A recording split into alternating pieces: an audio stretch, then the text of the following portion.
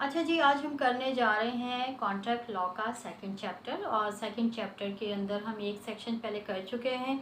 अब हम मज़ीद आगे पढ़ेंगे और सेकंड चैप्टर के अंदर 30 सेक्शंस हैं जो हम वन बाय वन आगे रीड करेंगे। और जैसे कि आप लोगों को मालूम है कि हमारे जो लॉ है उसके अंदर लैटिन वर्ड्स का बहुत सारा इस्तेमाल भी हुआ है, जिसको समझने के लिए ज़ाहिर है उसे इंग्लिश में ट्रांसलेशन करनी पड़ती है। तो वो सेक्शन 11 से जो है जो लैटिन वर्ड अब यहाँ पे यूज़ हो रहे हैं वो मैं आपको एक्सप्लेन भी करती रहूँगी, ताकि आप लोगों को आगे सेक्शंस को और केस लॉस को समझने में आसानी हो जाए। तो आज हम सबसे पहले स्टार्ट ही लैटिन वर्ड से करेंगे।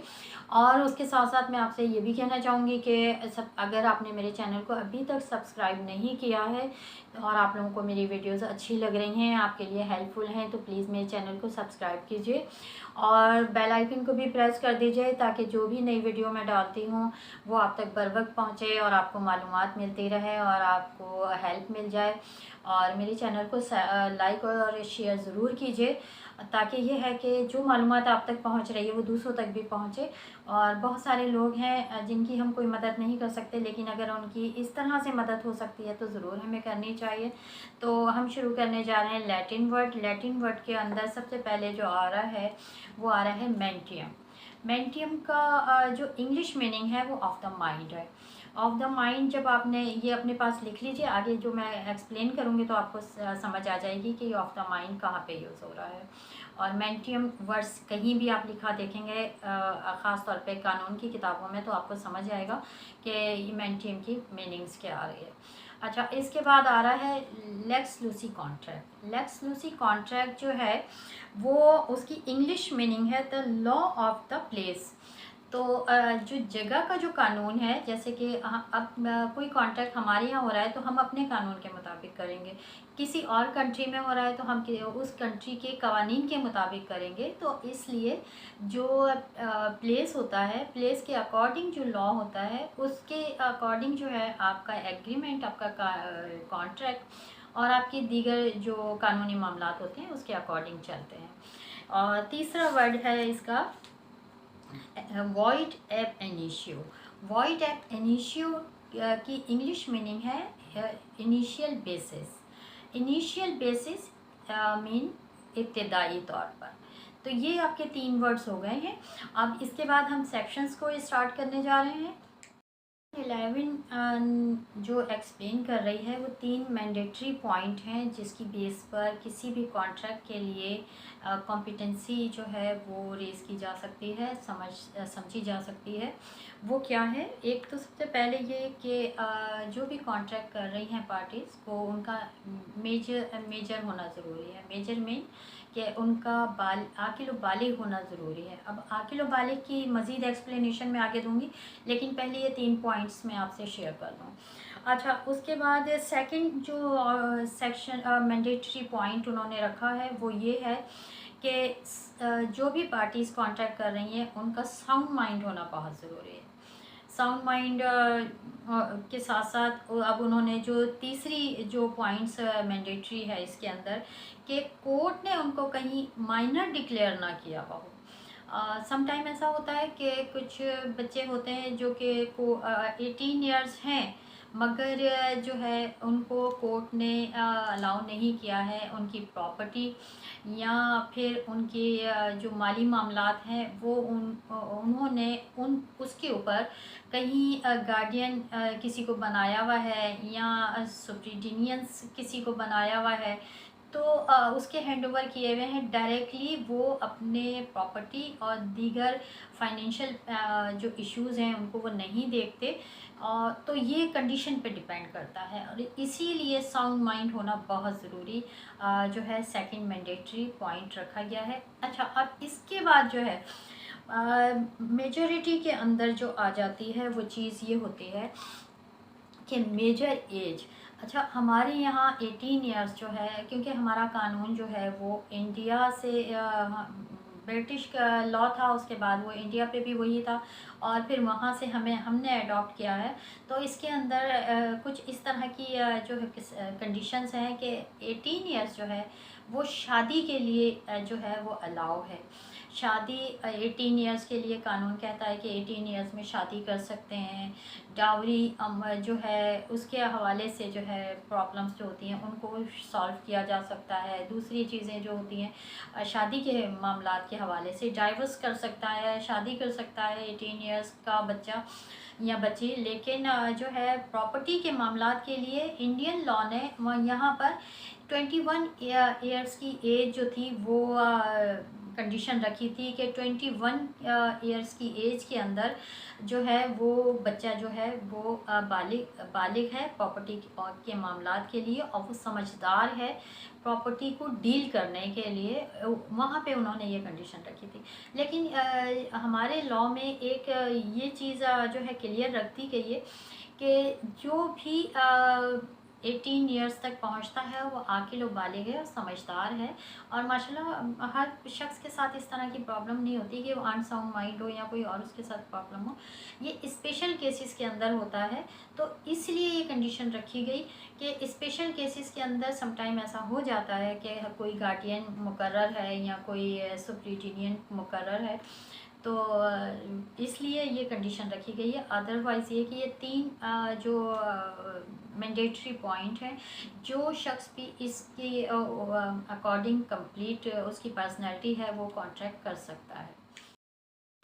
यहाँ एक चीज़ मैं और क्लियर कर दूँ कि कॉन्ट्रैक्ट लॉ के अंदर सेक्शन 11 जो है वो क्लियरली एक्सप्लेन करती है कि माइनर जो है वो किसी पार्टी के साथ कॉन्ट्रैक्ट कर सकता है, लायबल है। बट अगर वो कॉन्ट्रैक्ट जो माइनर ने किया है किसी पार्टी के साथ वो उसके नुकसान का बाइस बना है, तो अब ये कॉन्ट्रैक्ट वॉइड है। और जो है जो माइनर है, माइनर या माइनर की बिहाफ पे कोई उसका गार्डियन सू कर सकते हैं उस पार्टी को जिसने नुकसान पहुंचाया है। तो यहाँ पे कोर्ट जो है ये रिलीफ देता है माइनर को कि अगर वो अपने किसी ऐसे फ़ायदे के लिए जो उसे फ़ायदा पहुँचा रहा है, अगर वो कॉन्ट्रैक्ट करना चाहता है तो वो एक्सेप्ट होता है। लेकिन अगर वो किस लॉस होता है, क्योंकि वो माइनर है, उसके पास इतनी एबिलिटी नहीं है, इतनी सेंस नहीं है, गो कि वो साउंड माइंड नहीं है, मगर फिर भी जो अदर पार्टी है, जो अपोजिट पार्टी है, उसको वो सू कर सकता है अगर उसको लॉस होता है, क्योंकि सामने वाली पार्टी जो है वो कॉम्पिटेंट है, वो मेजर है और ये माइनर है। सेक्शन 12 हमें ये बताती है कि अनसाउंड माइंड पर्सन जो है वो कॉन्ट्रैक्ट नहीं कर सकता, और या ऐसा शख्स वो भी कॉन्ट्रैक्ट नहीं कर सकता जिसने ड्रिंक की हुई हो, जो किसी नशे में हो, या वो किसी दिल फरेब मेंटलिटी के अंदर हो, वो कॉन्ट्रैक्ट नहीं कर सकता। उसका किया हुआ कॉन्ट्रैक्ट वाइड होगा उस कंडीशन में अगर हो। लेकिन ऐसा भी होता है कि कुछ लोगों को दौरे पड़ते हैं, तो ये फिट्स के दरमियान जो है अगर वो कुछ वक्त में वो जो है वो साउंड माइंड होता है और कुछ वक्त में अनसाउंड माइंड होता है, तो जिस वक्त वो साउंड माइंड था उस वक्त वो कॉन्ट्रैक्ट करेगा और वो रिलायबल होगा। लेकिन अगर किसी ऐसे वक्त में जब वो फुल फिट्स की कंडीशन में हो, वो अनसाउंड माइंड हो और वो उससे कोई कॉन्ट्रैक्ट उसने कर लिया या उससे करवा लिया गया, तो वो वॉइड होगा। लेकिन यहाँ पर कोर्ट जो है एक कंडीशन ये भी तय करती है कि जो शख्स कोर्ट जाता है और वो ये दावा करता है कि जी मैं अनसाउंड माइंड था जिस वक्त मैंने ये कॉन्ट्रैक्ट किया, तो प्रूफ का जो बर्डन होगा वो उस शख्स पर होगा जो ये दावा कर रहा है कि मैं अनसाउंड माइंड था। तो उसे प्रूफ करना पड़ेगा कि मैं उस वक्त अनसाउंड माइंड था। लेकिन यहाँ हमारी सेक्शंस जो है वो ये कह रही है कि कौन लोग हैं जो कि किस कंडीशन में कॉन्ट्रैक्ट कर सकते हैं, और अगर वो ऐसा कोई कॉन्ट्रैक्ट कर लेते हैं तो वो वॉइड होगा या एक्सेप्टेबल होगा।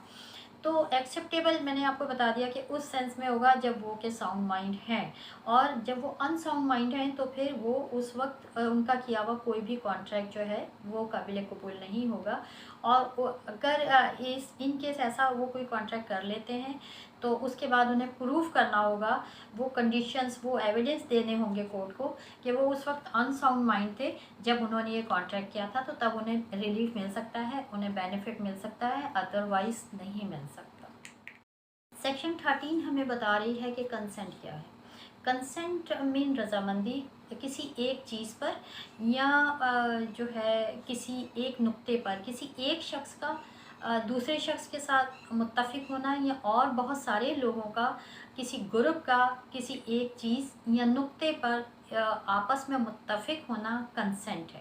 कंसेंट कॉन्ट्रैक्ट के अंदर एक मेन रोल प्ले करती है, और इसके लिए जो 3 पॉइंट्स दिए गए हैं कॉन्ट्रैक्ट की बुक के अंदर, वो ये है कि the nature of the transaction, the nature of the transaction जो है उसके ऊपर तमाम पार्टीज़ का मुत्तफिक होना।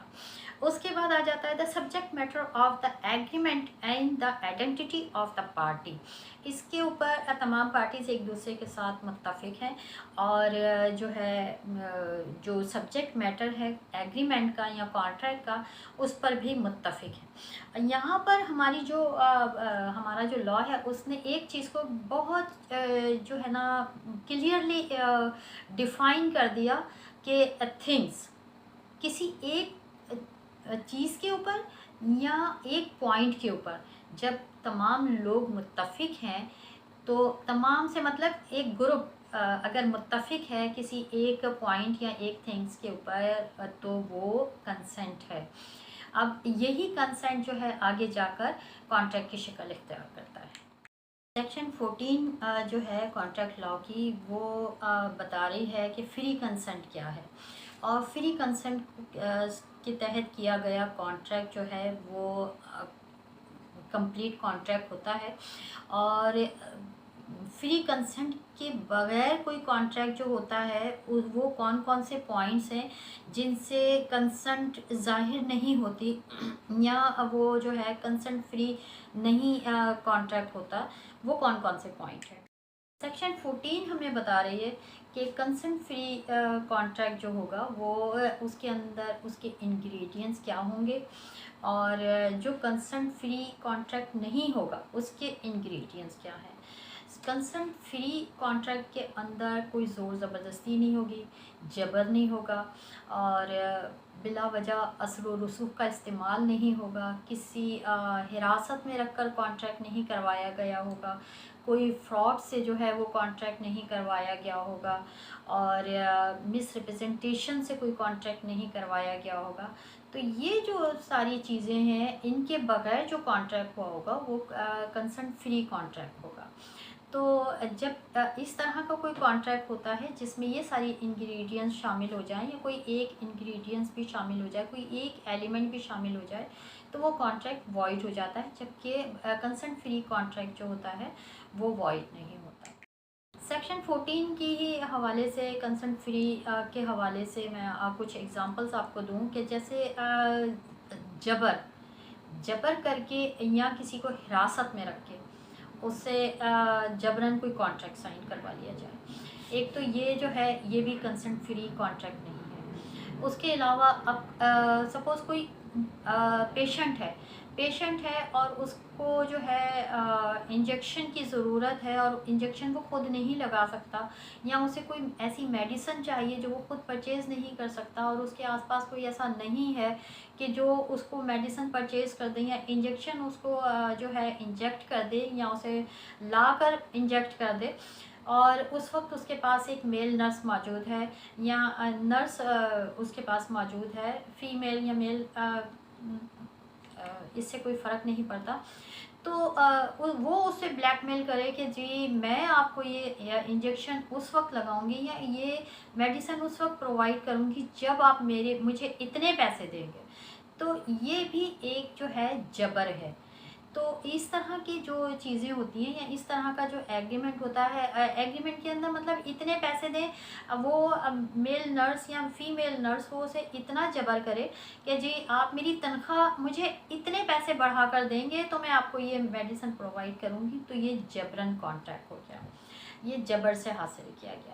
मिस रिप्रेजेंटेशन के अंदर जो है मज़ीद इसको मैं आगे डिफ़ाइन करूँगी, मिस रिप्रेजेंटेशन क्या है वो उसको, लेकिन यहाँ पर सेक्शन 14 जो है मैं इसे क्लोज़ कर रही हूँ, और ये एग्जांपल मैंने आपको दे दिए हैं तो आपको समझ आ गया होगा। आगे हम मज़ीद चलते हैं। फिर सेक्शन 15 एक्सप्लेन कर रही है कि कॉरिजन क्या है। कॉरिजन एक जबर है, एक जुल्म है जो जबरन किसी के ऊपर जो है वो मुसल्लत किया जाए और मुसल्लत करके उससे अपने मनमाने फ़ैसले करवाए जाएँ या अपने मनमाने जो शराइत हैं उन्हें मनवाया जाए या किसी कॉन्ट्रैक्ट में उन्हें दाखिल किया जाए। तो ये जो है ये जबर है और जबर के ज़रिए जो भी कॉन्ट्रैक्ट होता है वो वॉइड होता है और बाद में उसे चैलेंज किया जा सकता है। अनड्यू अनफ्यूज़ गैर ज़रूरी असर व रसूख का इस्तेमाल। गैर ज़रूरी असर व रसूख का इस्तेमाल करना सेक्शन 16 जो है वो यही डिफ़ाइन कर रही है कि अनड्यू अनफ्यूज़ का जो तरीक़ेकार है वो गैर कानूनी है और जो है वो इलीगल है और इसका इस्तेमाल किस तरह से लोग करते हैं इसकी एग्ज़ाम्पल मैं आपको दे दूं कि किसी शख्स को जो है जबरन अपने असर व रसूख के असर में लेकर आना और उस पे ये प्रेशर डालकर उसकी ज़मीन अपने नाम लिखवा लेना, उसकी कोई प्रॉपर्टी अपने नाम लिखवा लेना, उसका कोई पैसा अपने नाम लिखवा लेना या उससे ले लेना कॉन्ट्रैक्ट के क्योंकि ये कॉन्ट्रैक्ट ही हो गया ना, किसी ने लिख कर दे दिया कि मैंने अपनी ज़मीन इसे बेची तो ये कॉन्ट्रैक्ट है। तो अब आपने कुछ दिया या नहीं दिया ये उसमें नहीं लिखा हुआ, आपने जो अमाउंट लिखा उसे अनड्यू अनफ्यूज़ की उसके अंदर आप लेकर आए और आपने अपना मकसद हासिल किया, ये एक गैर कानूनी काम है।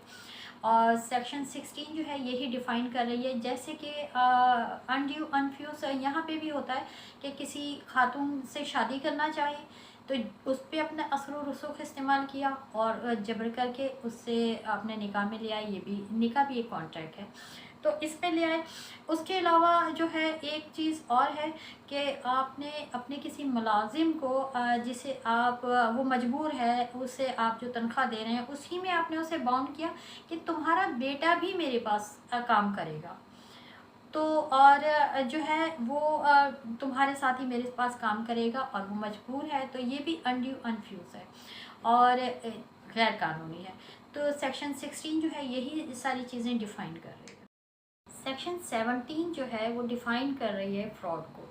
फ्रॉड कई तरह के होते हैं, नई टेक्नोलॉजीज़ इतनी आ गई हैं कि कई तरह के फ्रॉड्स होने लगे हैं, लेकिन हमारी जो बुक है उसके अंदर मेंशन किए गए हैं कुछ पॉइंट्स जिसके अकॉर्डिंग फ़्रॉड को डिफ़ाइन किया गया है कि फ़्रॉड किस तरह के हो सकते हैं। फ़्रॉड जो है आप किसी को ज़मीन बेच रहे हैं लेकिन अब वो ज़मीन वो ख़रीद रहा है काश्तकारी के लिए, लेकिन आपने उसे नहीं बताया कि इस ज़मीन का कुछ हिस्सा काश्तकारी के लिए सूटेबल है और कुछ हिस्सा जो है वो बंजर है, उस पर काश्तकारी नहीं हो सकती, ये फ्रॉड है। दूसरा, आपने किसी को कोई बुक बेची और उसने वो बुक ख़रीदी ये समझकर कि जी इस बुक से मुझे ये चीज़ें पढ़नी हैं और ये चीज़ें हैं, मगर उस बुक के अंदर वो चैप्टर ही नहीं है। अब आपने किसी को कोई माल बेचा और वो माल पैक था और आपने कहा कि जी इस माल के ये जो कार्टन पैक हुए हुए रखे हैं इसके अंदर कपड़ा है, मगर उसमें कपड़ा नहीं, उसमें कुछ जो है वेस्टेज भरा हुआ था, तो ये भी फ्रॉड है। आपने किसी से जो है कोई डॉक्यूमेंट साइन करवा लिया और उसे कहा कि जो टर्म्स एंड कंडीशन मैं आपको बता रहा हूँ वही उसमें लिखी हैं, जबकि उसमें वो नहीं लिखी हुई, ये भी फ्रॉड है।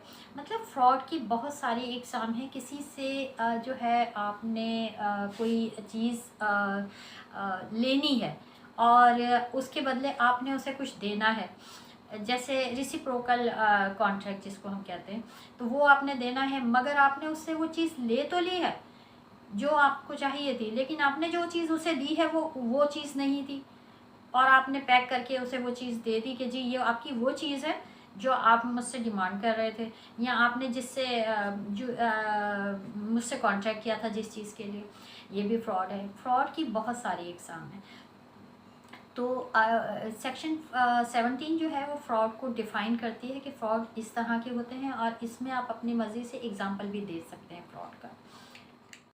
फ्रॉड के लिए एक छोटा सा सेंटेंस जो आप अपने जब आपके सेमेस्टर होंगे और आप रिटर्न करेंगे तो उसमें एक छोटा सा सेंटेंस जो है फ्रॉड के हवाले से, हर ऐसा एक्ट जो कि फ्रॉड में फिट हो जाए वो फ्रॉड है। फ्रॉड की जो टर्मिनोलॉजी है उसके अंदर कोई भी ऐसा अमल जो उसमें जाके फिट हो जाए और आप फील कर रहे हो कि ये फ्रॉड है, तो आप उसे मेंशन कर दो कि ये फिट हो रहा है फ्रॉड में। सेक्शन 18 जो है कॉन्ट्रैक्ट लॉ की, वो डिफ़ाइन कर रही है मिसरिप्रेजेंटेशन। मिसरिप्रेजेंटेशन जो है दो तरह की होती है। एक मिसरिप्रेजेंटेशन वो है जो कि बाय मिस्टेक किसी से हो जाती है और उसे कंपनसेट किया जा सकता है और उसकी सॉरी हो सकती है, और क्योंकि वो इंटेंशनली नहीं होती। और मिसरिप्रेजेंटेशन के अंदर जो इंटेंशनली नहीं है, कोई टर्म ऐसी लिखनी थी कॉन्ट्रैक्ट में जो नहीं लिखी गई, या कोई ऐसी चीज़ जो बतानी थी और वो ज़रूरी थी बतानी और वो नहीं बताई गई, बाय मिस्टेक जो है डिस्कशन के दौरान जहन से निकल गई या रिटर्न में नहीं लिख सके, तो उसको कंपनसेट किया जा सकता है और वो काबिल कबूल भी होती है और उसको उसके ऊपर सॉरी भी हो जाती है। लेकिन जो दूसरी मिसरिप्रेजेंटेशन है वो क्राइम में शामिल है कि आपने इंटेंशनली जो काम आपने किया उससे किसी को लॉस हुआ। जैसे कि आप किसी को कॉन्ट्रैक्ट में ला रहे हैं, कोई आपके साथ कॉन्ट्रैक्ट कर रहा है और किसी चीज़ की ख़राबी थी मगर आपने उसे नहीं बताई, या कोई इंसिस्ट किसी ने आपको कॉन्ट्रैक्ट करने से पहले कहा था कि जी ये टर्म इस कॉन्ट्रैक्ट में ज़रूर होनी चाहिए, और आपने कहा ठीक है बिल्कुल होनी चाहिए, और आपने at the time of signature आपने वो टर्म उसमें नहीं लिखवाई या नहीं शामिल की, और आपने उसे कहा जी ये मैंने शामिल कर दी है, आप बेफिक्र होकर साइन कर दें। तो ये मिसरिप्रेजेंटेशन ये भी है।